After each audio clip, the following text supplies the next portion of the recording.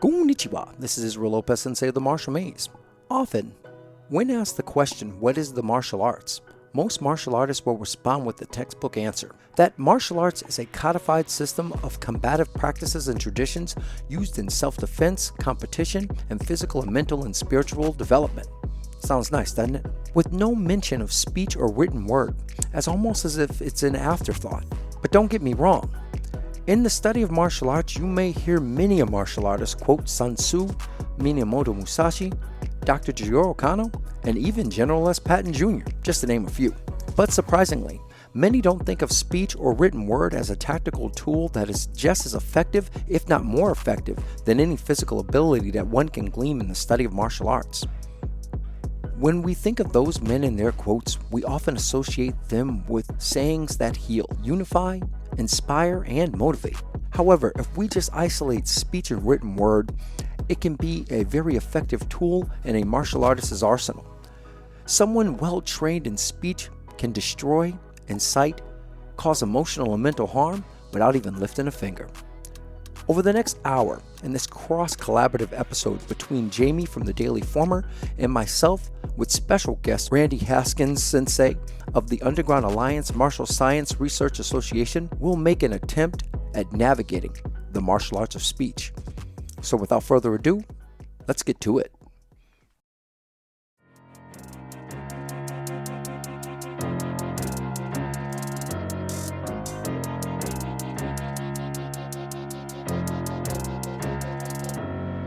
All right, so let's get into it. What I have two guests today. I got just Jamie from the Daily Former and Randy B. Haskins, Sensei. You've heard the name in the past, ladies and gentlemen. He's the author of Insight 101 and the head instructor and creator of the Underground Alliance Martial Science Research Association.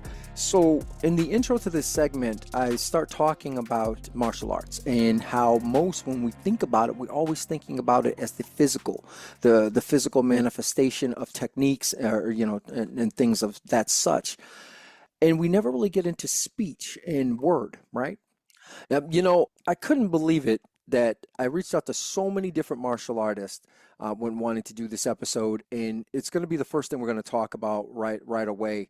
All these guys, they were like, yeah, hey man, you sure you really want to do that, and could mess with your brand and all these things, and well, I don't want to lose students over it, man. We try not to talk politics. And I said, well, we're not talking about politics. It may come up, but ultimately, we're talking about speech and written word. It's how it applies to martial arts, and it is a concept. I even found myself actually quoting Sun Tzu: "The supreme art of war is to subdue the enemy without fighting." Now, how does one subdue the enemy without fighting? To think about that is it's something to meditate on. So I always say, well, we talk about words, and so getting right into it. Censored speech or self-censored speech is when you're so worried about the outcome or with your speech and words having merit and meaning, right? That you start to, you know what, I'm not going to discuss that because I'm afraid I'm going to lose this, I'm afraid I'm going to lose that. And that is a tool. Yeah, and I liken this to deterring someone from attacking or fighting you, you know what I'm saying? Just with mere body language or with words, right? What are your thoughts on this, Jamie? That's interesting. I mean, it's sad really that you can't actually be yourself and express how you're actually thinking now. But I mean, it all comes down to who you really are, right? I mean, if you're in the right wing, you used to have to use coded language to sort of get your message across, to sort of dart around the issues. But now you don't even have to use coded language. Now you can just be direct and straightforward in what you're actually thinking, which, which can be almost be noted as hate speech. But they don't give a shit because they're in power now, and who cares? They'll say whatever the fuck they want. But I mean, for the average person, you have to make sure you don't piss the people off around you because you don't want backlash, whether it's talking about a hot political issue that's in the news or just about how you feel about a certain thing. You have to code what you say now even more because that can be used as fuel against you. What are your thoughts on this, Haskins, Sensei?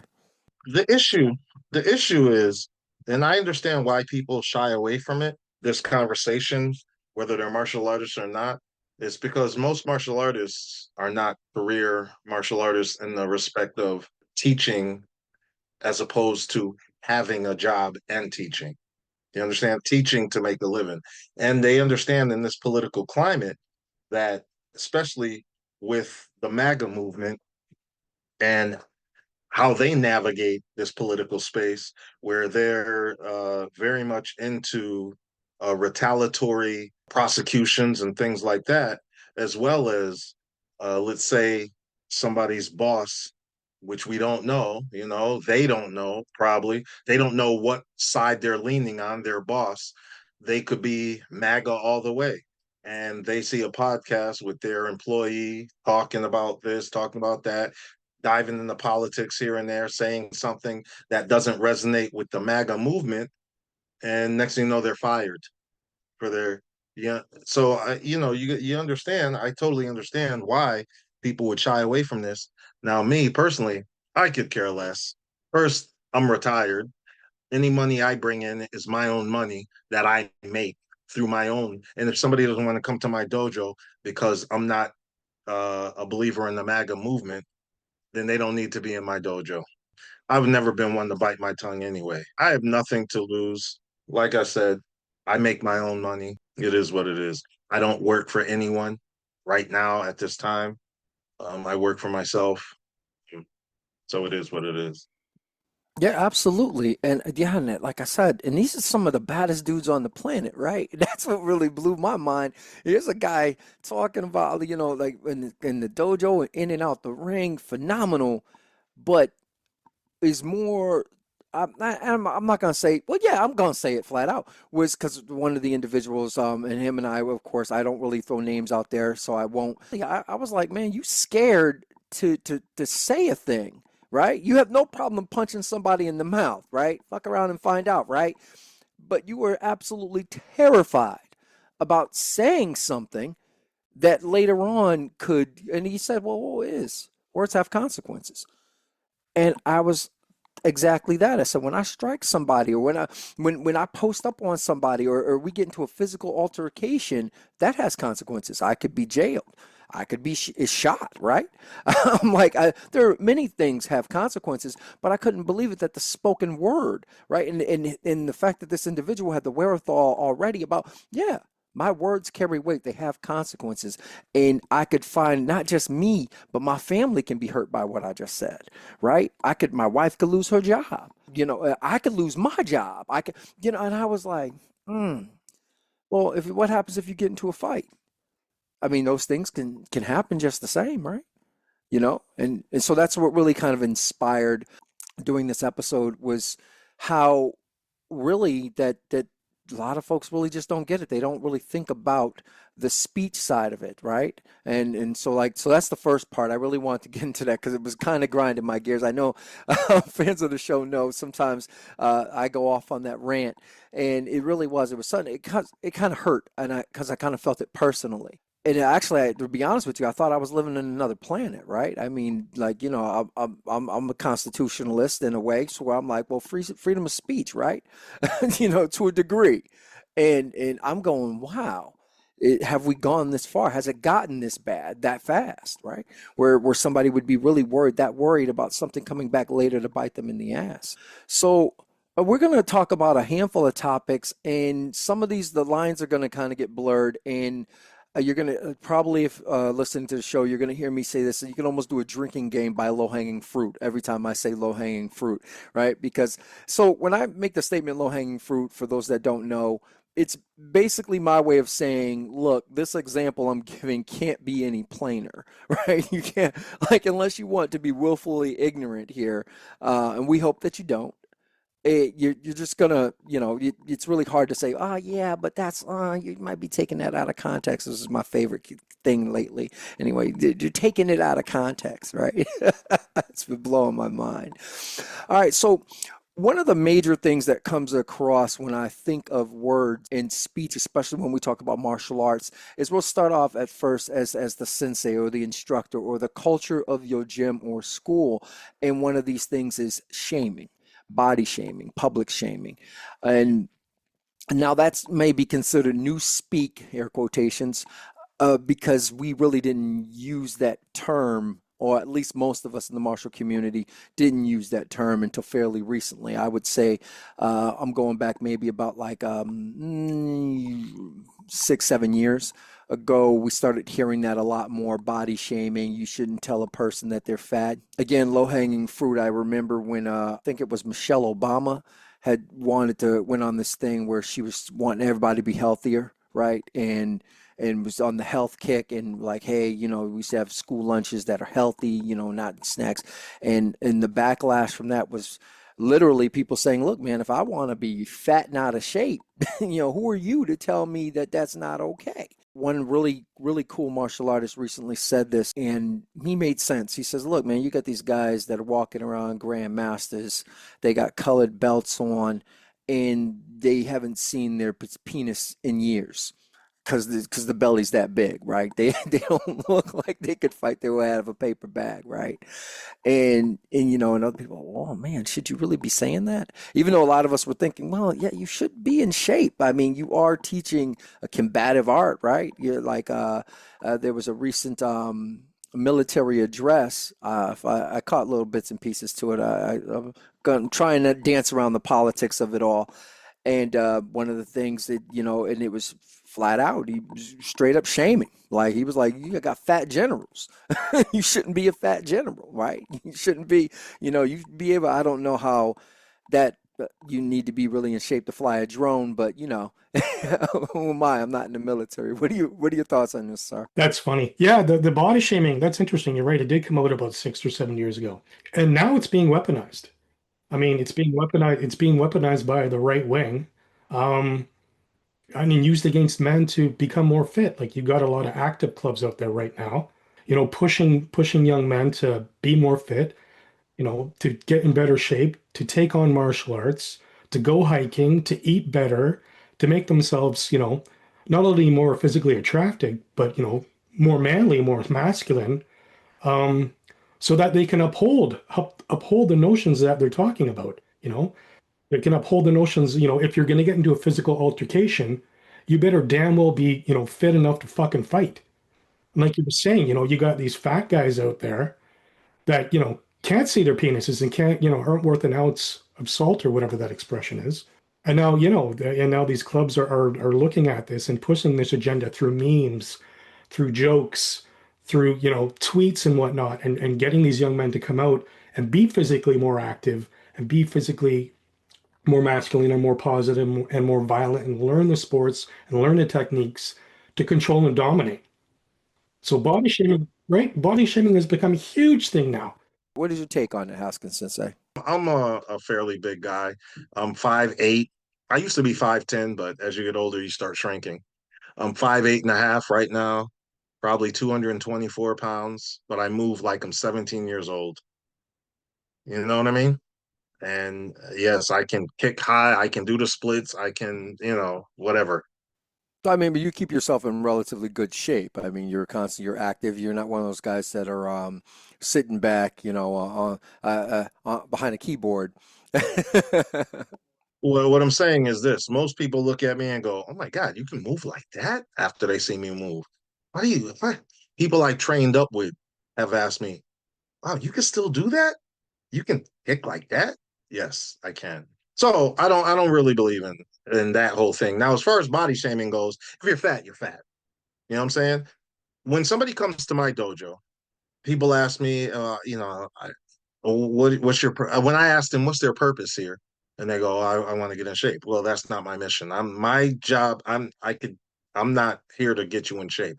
I say are going to naturally your body's going to naturally form a specific way because of the training. Yes, but my goal isn't to get you in shape. My goal is to teach you how to use the tool that I give you um, in protection of yourself, your family, your this, that, whatever. I said, so I'm not trying to get you in shape. I could care less what type of shape you're in. You as an adult have to decide what type of shape you want to be in. My job is to teach you how to effectively be able to address violence. Whatever shape that's in, you are in when you come to me is what's going to happen. I'm going to teach you how to address violence. You're going to decide what type of shape you want to be in. You know what I'm saying? So I encourage you to exercise on your own time, do what you got to do. When you come here, you're going to work hard through what we're going to work through. And if you can't do something because of something about your shape, then it's up to you to get in shape to be able to do that thing. It's not up to me to get you in shape to do that thing. My job is to teach you how to address violence. Your job is to figure out as an adult what type of shape you want to be in. So if you're lazy and don't want to be in shape, you're just going to be lazy and not want to be in shape. And you're going to come here and learn what you can learn and do what you can do.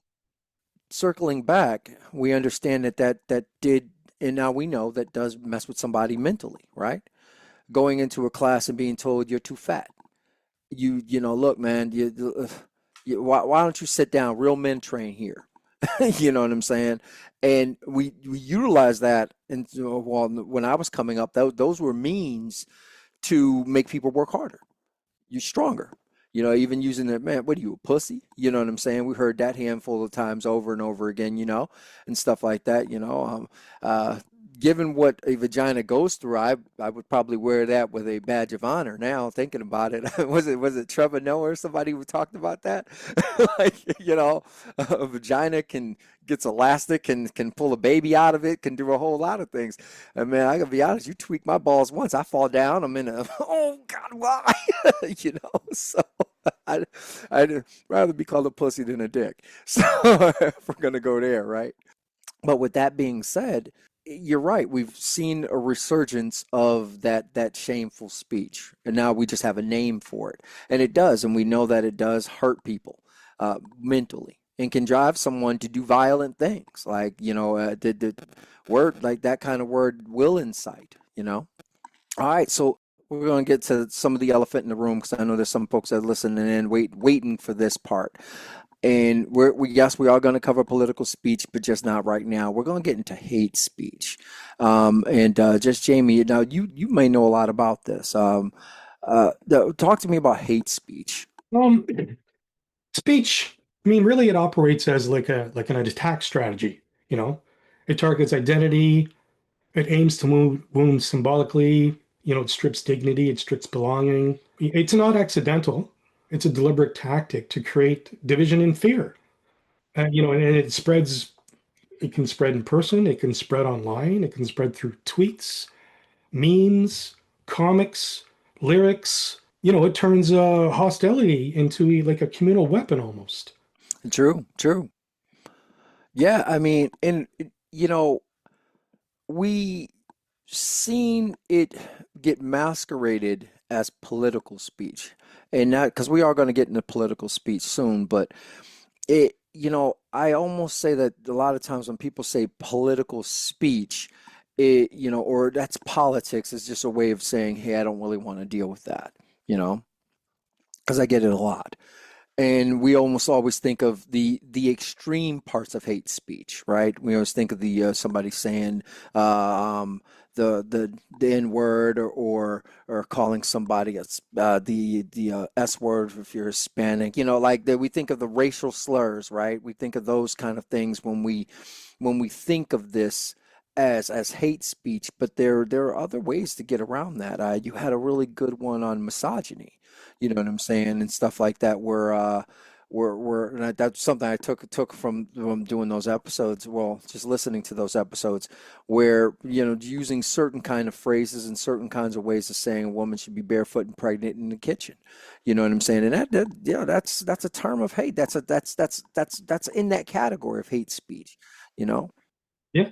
Or even things like you're not good enough, or you're not smart enough, or you're not intelligent enough, or you don't know what you're talking about, you know?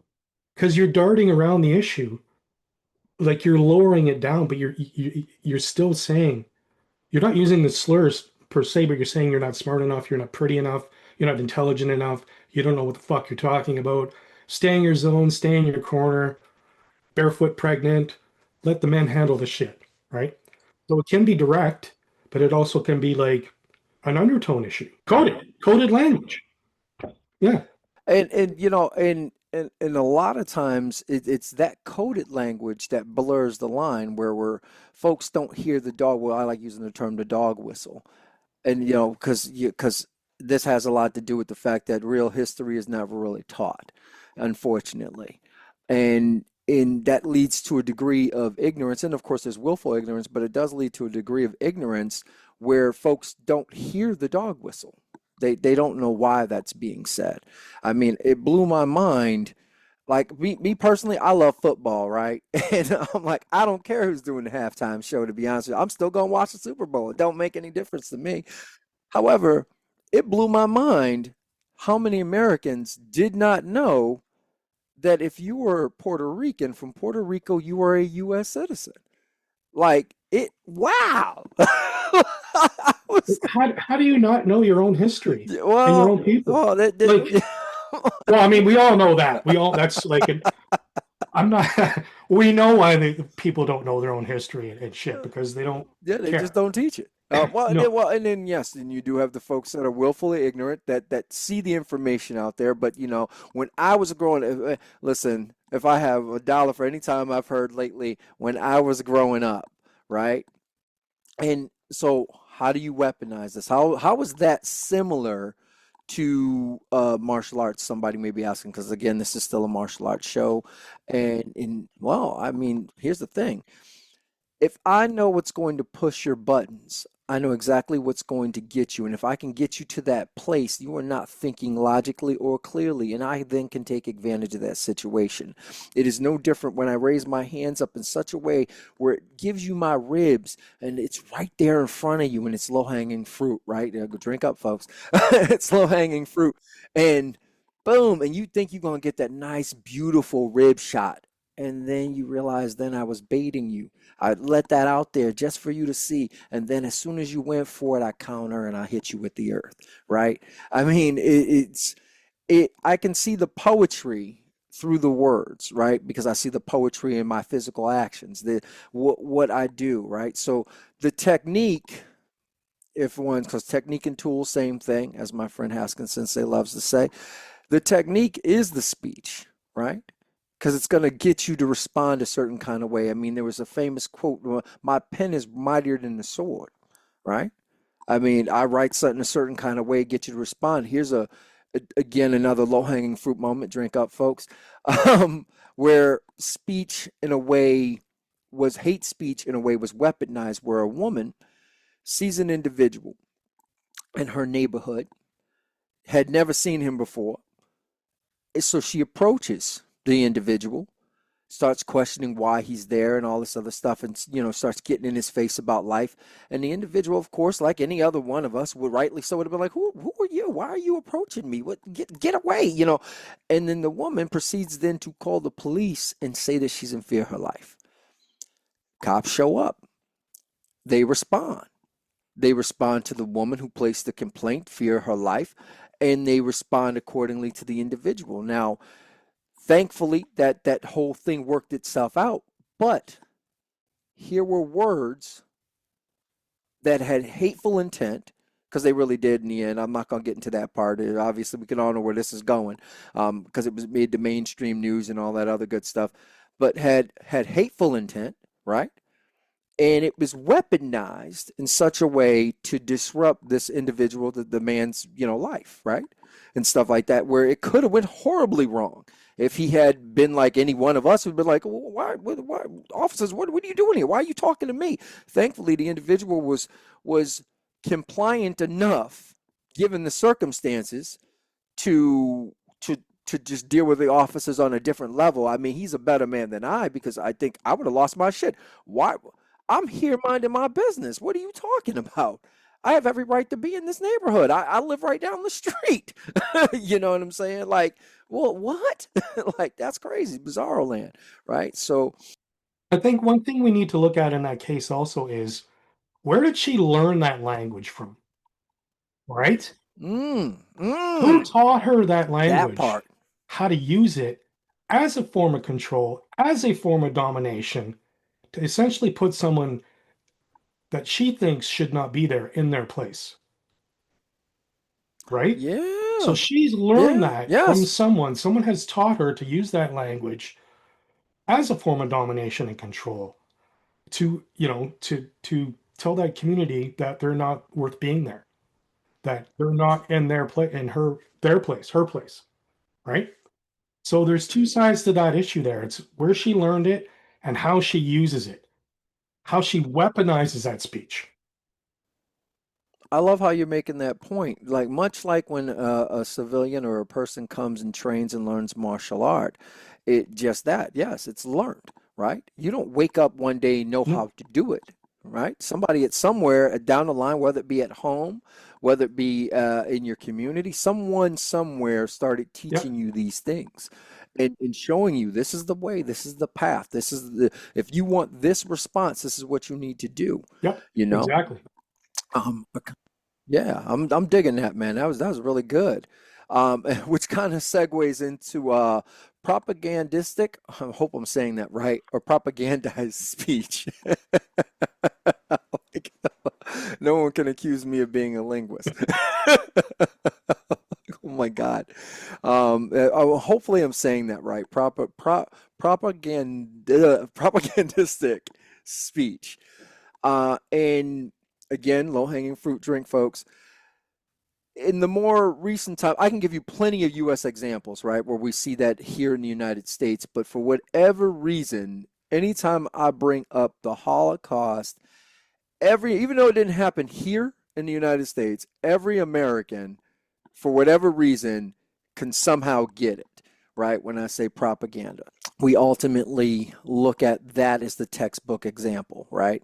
Of where we're looking at, okay, wow, this was so what they had I remember my first trip to the Holocaust Museum, and there's the down if you go into the one that's in DC, you can start all the way at the bottom, down, like they have this downstairs area. You get to see all the photos and the speeches that were used in order to slander and claim that the Jews were bringing rats and the Jews were part of famine. And some of the illustrations, I got to tell you, you would liken it to African Americans here. They had the Jews portrayed as big, wide, big booties, big lips, big noses, you know what I'm saying, and the nappy hair and all that other craziness. And it was interesting to me to learn. That was like actually my first real immersion into propaganda and never really thinking about it in the American context. Like well, because we deal with that now, right? I'm what they call unapologetically black. I'm at what they call Afro Latino. I'm half and half and Jewish. I'm just touching all the boxes when I say that. And with that being, if you're a fan of the show, you already know that. What sometimes gets called a stereotype is really comes more from propaganda than anything else, right? In the way that I get looked at or perceived. Now, how I liken this to martial art or the study of, you see a man with cauliflowered ear and well-developed traps. What you don't do is try to grapple that man. Not a chance. 'Cause it's a That's pretty, a sign, yeah, right? The 'cause it's a cauliflower pretty, hours ears are a sign to not fuck with them. yeah, or that, yeah, look, you just shoot that man. Don't bother getting into a physical confrontation with him, right? Um, you can utilize certain kind of or case in point. So we have a big thing in the martial community where there are folks that swear by Brazilian Jiu-Jitsu, right? And that's in the case of Brazilian Jiu-Jitsu, good propaganda, right? Lots of videos of when it went right. No videos really when it went wrong, right? You had the Gracies. You had, there's a lot of, and again, ladies and gentlemen, drink some more. BJJ is low hanging fruit.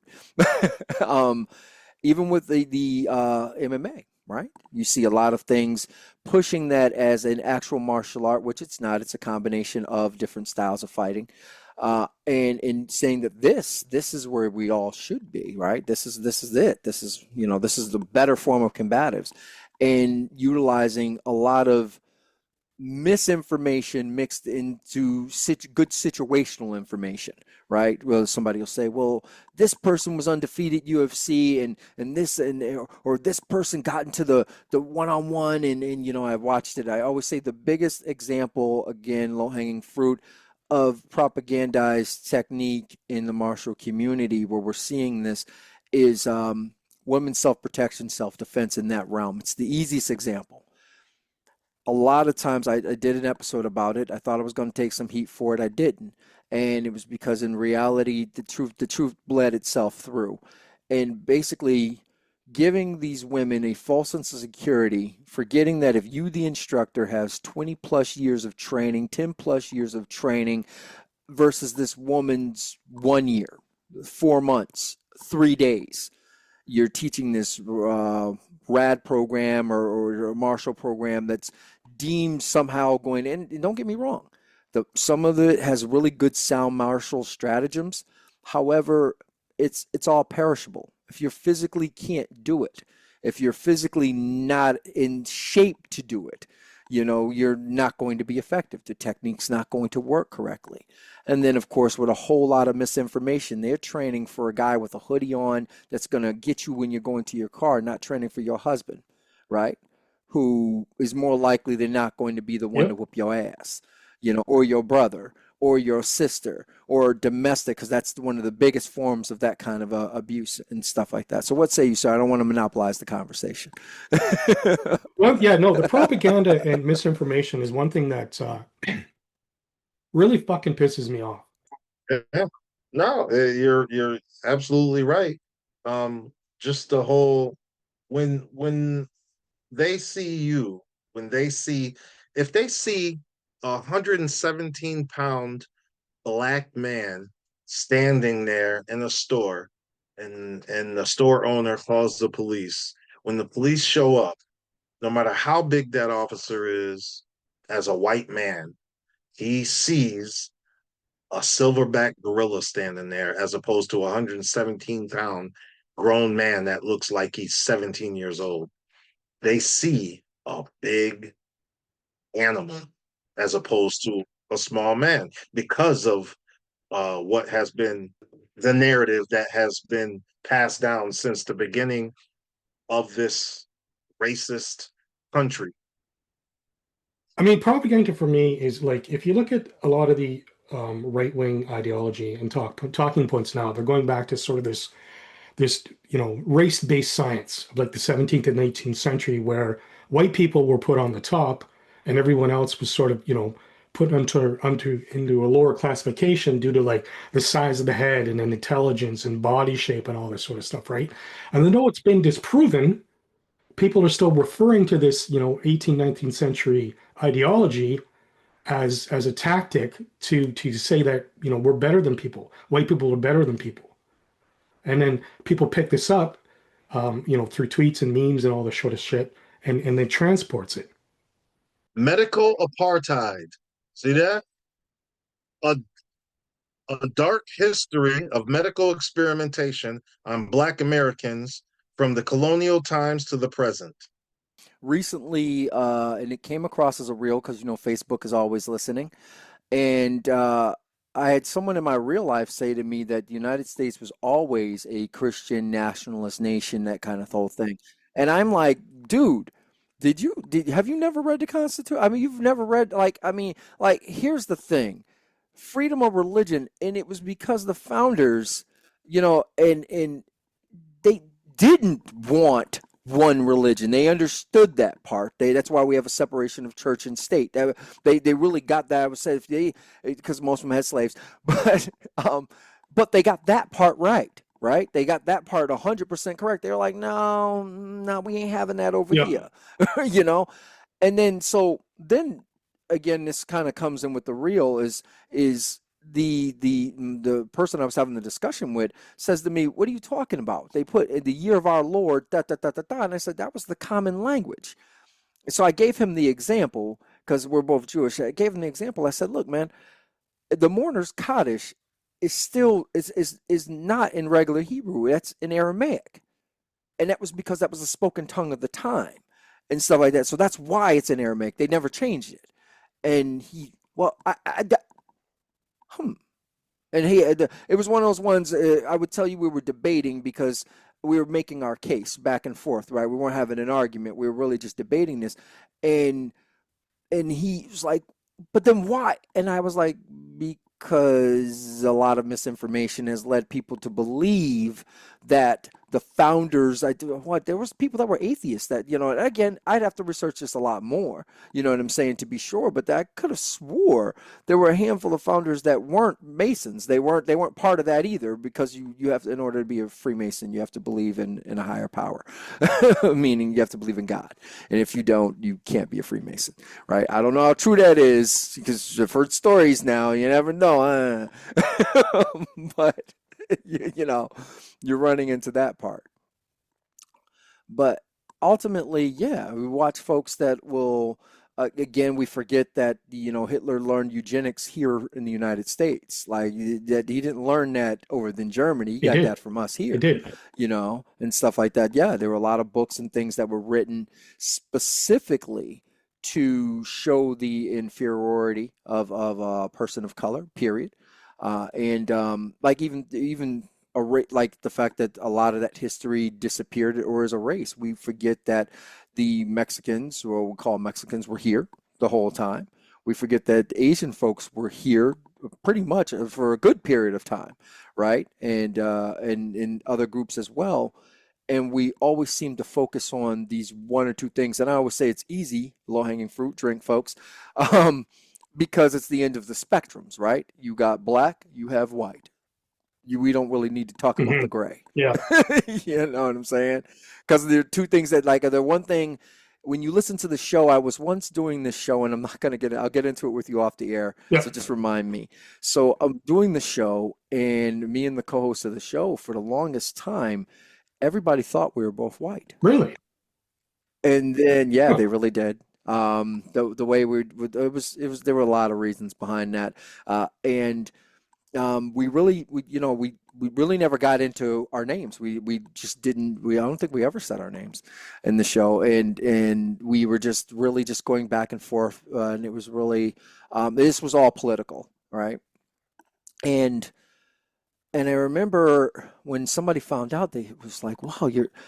I would have the way you articulate what you're saying, and I would have just, and there it was, right? There it was, and I got to tell you, at the time. I we're going to say Jay for right now. Um, didn't understand why I got so offended instantly, right? I was just kind of what? Like, and it's well, because you sound like a white guy, and I was like, so what made me sound like a white guy? If you said, well, your name was Bob, I would have thought you were Bob, and I said, well, what kind of? Because of course now I want you to elaborate, right? And here's how words matter, because the person now realized, oh shit. Now, even if they had the best of intention, they don't walk back. They're like, oh Have no. you have you ever heard of the band called Bad Yes, Brains? yes, yes, yes, yes. That's my first Yeah, introduction to right? punk, and they were actually real Okay, there you musicians. go. Yeah. Yeah. Yes, yeah. And everybody thought they were Hmm. white. And they're like, no, we're black and we're Rastafarians. Like, why can't we do this Yeah. music? And those guys are Oh fucking yeah, yeah. They really legends. were, man. Absolute DC, baby. legends, man. Yes, DC. DC. Sorry, that just made me think of that when you said that. It's Yeah, it like, was the craziest thing. Um, couldn't believe it, man. Couldn't believe it. All right, so what I'll get into gonna shift gears a little bit. We're gonna talk about verbal judo. Verbal judo, or just the concept. Everybody understands the concept of manipulation through words and understanding how to set up the scenarios and narratives you need in order to navigate a situation, giving directives and things like that, helping people understand the seriousness of the situation and hoping that they make the conscious decision through your words to calm down or to help up, or however, whatever situation you're in a law enforcement scenario. But it also applies to civilian life as well. Just being able to talk yourself out of a violent situation, you know, um, is, very important aspect. Yeah, so as much as I would like to believe, and much like what we deal with in the martial arts and why the martial maze exists in the first place, is that I assumed, right, when I started training martial arts, that everybody understood the information that I was getting and stuff like that. And I think you went through the same thing. And then ultimately, the more I got around other folks with rank and all that other stuff, I found that they really didn't understand. Some folks can't articulate the information. Other folks are missing parts, right? So when I know that you're strong, Haskins Sensei, about saying that, well, most people understand verbal judo. I come to the belief that most people do not understand verbal judo. No, the concept. They understand the concept of verbal judo. Just that term, verbal judo, speaks on a process, and that's what's important. The people who hear the term verbal judo and don't understand the concept behind it are never going to understand. But the majority of the world understands when you just say verbal judo, they understand that the art of judo is a physical thing, and verbal means you're using your words to manipulate the situation in the direction you want it to go, you know? As an exit specialist, right? Because that's the work I do outside of the daily Hmm. former, right? Verbal judo is a huge thing for me because it is about active listening, and reframing the dialogue and reframing what they believe and lowering their defenses and inviting more of a reflection than resistance. It's about breaking down what they think, um, and sort of rewording it and rewording that whole process. So it's tough, but it helps keeping them calm, keeping the dialogue calm, reframing the way they think things, reframing the ideology, reframing the language, using less aggressive language, less aggressive tones, being more empathetic. So it's a great tool to sort of calm someone down and to help them reintegrate. Yeah. I was also going to say, I I like using this as the best example of really good verbal judo, because again, verbal judo, even though it has judo in it, in the gentle way, I would say Baptist church. Listening to a bishop, my sister, she's, I want to say Baptist, right? And I hope I'm not getting that wrong. Bishop, I apologize if you hear this. And the bishop there, and listening to his command of the word, along with utilizing a lot of really great textbook examples of really good verbal judo in order to keep people engaged, like the amens every other word, and realize, well, why does he keep saying amen? And so I start realizing, oh, because when I still tell you to say amen, you say amen, and that means you're not daydreaming, right? You're still with it. Yeah, man. Ah, Yeah, baby. I did Yeah, not I'm know like, yeah. So that. they're like, I'm listening into a lot of tactics that we use even in any classroom, right?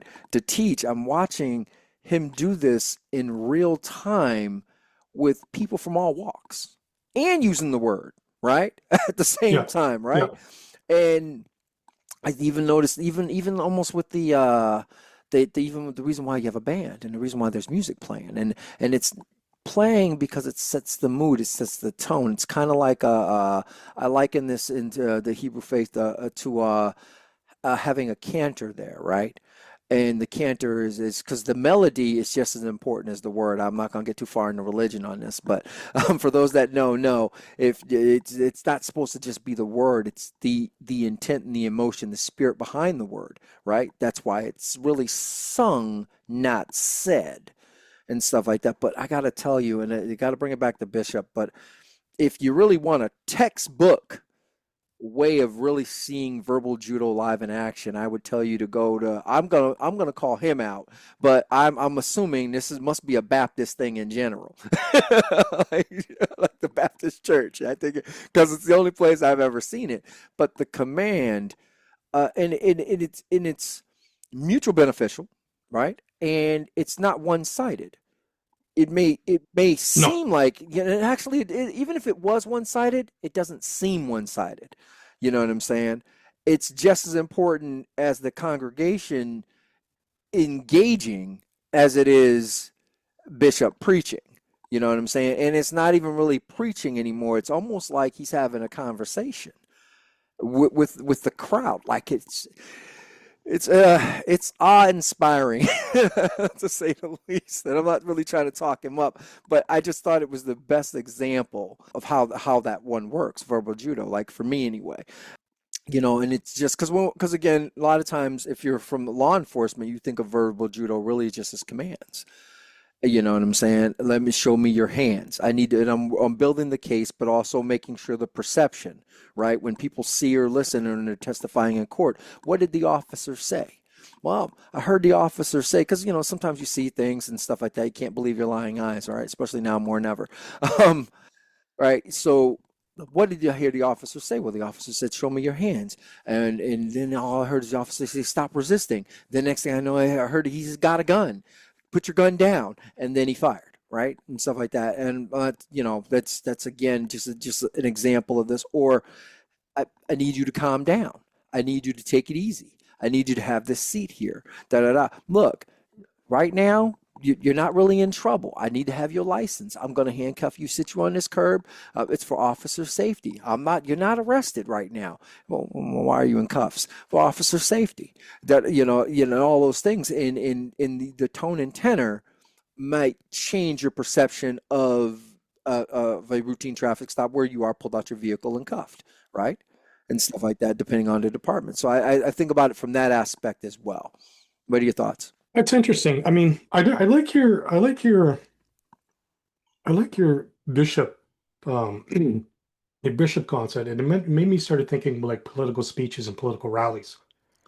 Because I used to go to those back in the day, a long time ago, thankfully. I pulled my head out of my ass, in case anybody's wondering.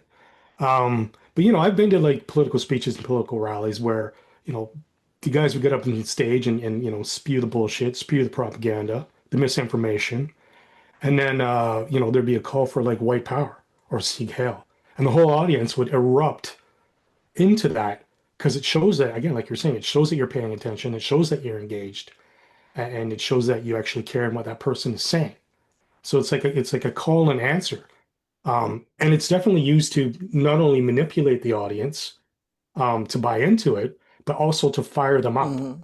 Because as we said, words can lead to other things, and words can make you hyper aggressive, hyper masculine, hyper violent. So it's not only used to give the propaganda, it's used to fire the individuals up. And countless times after rallies or even shows like where bands had played, guys would be so fucking fired up from the shit from that night, they'd go out and Oh fight. yeah. They'd literally go out and find someone to beat up or kick the shit out of because they'd been listening to that shit, for hours and hours and hours. And how are they going to use that pent up aggression? Well, they're going to fight Mm-hmm. someone. They're going to attack someone. Yeah, so that's now we get to where this, and again this is why I said the martial art of speech. The best version of the martial art of speech, like there was once, I'm gonna give you this example real quick. There's a really famous actor, Michael Jai White. He was asked once, what is the best martial art? And so he starts rattling off different martial art systems. Now reflecting, I would have said speech. Speech and written Yep, word, that is the best martial art out there. 100%. And I will tell you the best example, because you led into it, so that's where we're going right now. The best example of everything we spoke about today, political speech. In political speech, you will find Yes. hate speech. In political speech, you will find shaming. In political speech, you will find self-censorship. In political speech, you will find verbal judo. In political speech, you will find propagandistic, well, I'm just going to stop trying to say it, speech. You will find all of that in political speech. Now, a word on any time, and I said it earlier and I'll say it again. When someone says politics, what you need to reflect on is when we think kitchen table issues, those are the things that deal with us personally. personality, right? Because what's happening in your kitchen is different from what's happening in my kitchen. Yes? So, with that being said, then all politics is personal. Well, I once put a thing on Instagram. It was Instagram or Facebook, I forget. I said all politics is personal. So one of my buddies says, I don't like Hawaiian pizza. Yes, yes, it was you. It was me. And I said, if I get enough people together and we get a lobby going, and then we pass legislation that says that you can't have this pizza, what we just did is I took something that was personal to me and made everyone else that agreed with what I said, and then the people that didn't, because we're a majority, now you have to not have no more Hawaiian pizza. My daughter will probably stop talking to me after that's the case. So, with that being said, so yeah, so now we're in political speech. Now, again, there's some low-hanging fruit moments, and we're not going to head down the dark tunnels, right? But I am going to bring up some examples of speech, right? Where I do not believe in any kind of political violence, I can say that if we know that certain kinds of speech can incite and can hurt or can put people in places where they feel as though they're being threatened, then we know that violence will end up being that outcome. Again, we liken this to fighting, right? If I'm likening this to martial study and the study of martial arts, which is combatives, then I have to somewhere, even in the back of my mind, know that if I'm living by this, if you live by the sword, you will die by the sword, right? In the back of my mind, if I'm engaging and getting into street fights and putting myself in harm's way, there's a higher risk that I may end up dead, right? If I get really involved in political speech, where I'm out there saying a combination of those things, those hateful things, those things where it may be hurting other people, and all of these, verbal, and I'm body shaming, and I'm being racist, and I'm doing all of these things, I may be putting a target on my back. I have to, somewhere in the back of my mind, be aware of this, right? We recently had, where I have my own opinions about the kind of speech that this individual was using. He ended up paying the ultimate price, which we're assuming, because right now we really don't know any proof. We have no proof, right? We are only assuming that was why he was shot. You understand what I'm saying? And if you're local in the news and you haven't been living in the box, you understand that that's happened, right? That happened.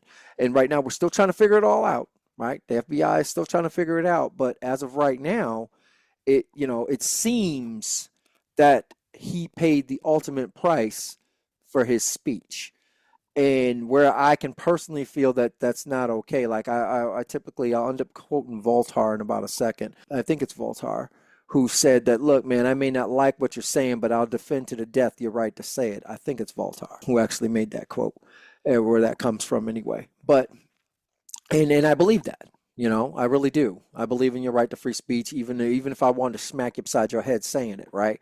This is now we're dealing with where a really good example of political speech causing or inflicting pain is in for me anyway, right? So I have friends that live in Chicago. I have friends that are from the south side of Chicago, and I don't care if you are on the left or on the right. I always believe that poverty breeds crime. Like it's a poor thing. It's not a black or a white thing. It's a poor thing. And that poor thing in that area now being weaponized and used as a way to say, look, it's a hellhole, right? We're even hearing our commander in chief make those kind of statements. It's a war zone. It's a hellhole. And I saw on television, I thought I was watching a movie. They had a helicopter descend, a military helicopter descend. I thought maybe it was a raid or something, and then I find out, well, I think only 2 people were arrested, and this has more to do with immigration than anything else. It blew my mind, right? I was like, man, we must be living on Earth too. And this all comes from speech that turns things into action. And then that wasn't so much as that action, that set of actions that drove me crazy or just blew my mind. It was the fact that I heard people who've never been to Chicago, who've never been to the south side of Chicago. Hell, shit, I know people who live in Chicago who've never been to the south side of Chicago. You know, who ain't dealing with any of that crime, any of that. They're not living in any of that. Have an opinion about the folks living in that, right? And it blew my mind. And they're saying some of the most fucked up things, for lack of a better term, and then just bring it back. The martial art of speech, right? Yeah, yeah. I mean, political speech is, it occupies like a privileged space, right? We all can't be political, right? But it's seen as protected and noble, and it's used to weaponize and to mask messages as public discourse, and that's essentially what's happening right now. I agree. It's reframed as political commentary. It gains both visibility, but it also gains immunity. Oh, I'm just stating facts, right? It becomes the shield, and like you said, the whole sword thing. It becomes the shield that conceals the sword, essentially. Mm-hmm. Right. I dig that. That's a good analogy. I'm gonna have to take that from you, Jamie. It's gotten to a place where you got two sets of folk. You got folks that now live in denial, right? Pretend it's not happening, Yep. and now again, how this fits in the martial arts sphere, right? The sphere of martial arts. There are ways that we deal with stressors, right? And this particular kind of stressor, which is likened to that of combatives, you will either fight, flight, freeze, or fawn, right? And when we talk about how we deal with aggression and being acts of aggression, right? So there are very few that are going to fight, right? We're going to hope in this particular case in the United States, at least 2%, right, are going to fight. They're going to take up arms, they're going to fight. Everybody's going to fight. You got almost half of the country that's in fear, right? And then you got the folks that are just freezing.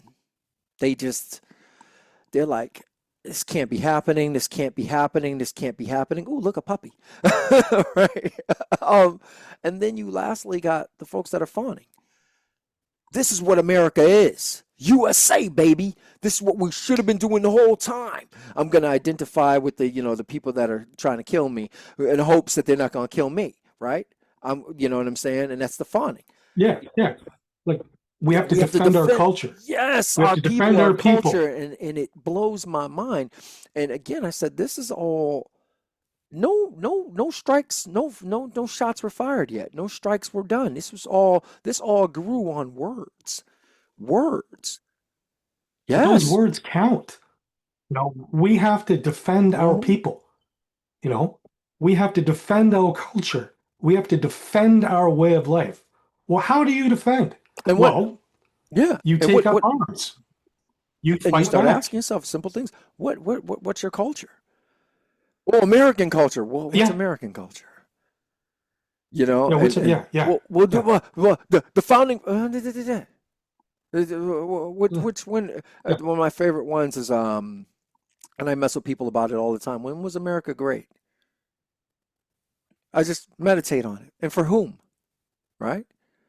I'm like, for whom? Whom was it great for? Yeah, for whom? That's a key word right there. Yes. For whom was it great?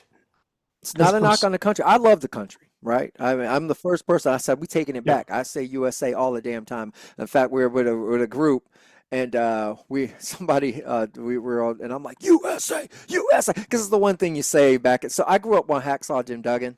I don't know if you know anything about WWE wrestling. So I'm like, and I will just break out in the USA chant almost anywhere at any time. It'll probably get me smacked at some point.